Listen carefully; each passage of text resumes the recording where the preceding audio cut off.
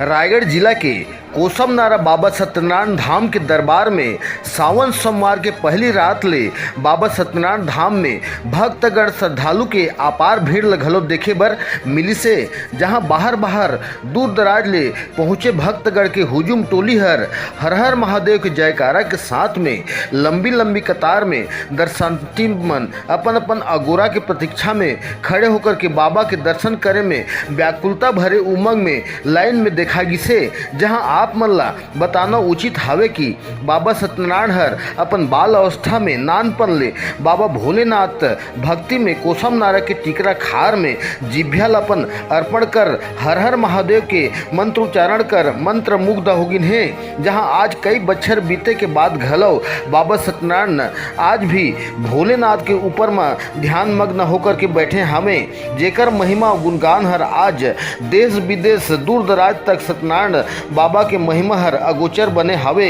जेकर दर्शन बर आज हर मास सबो दिन हर बच्छर भक्तगण मन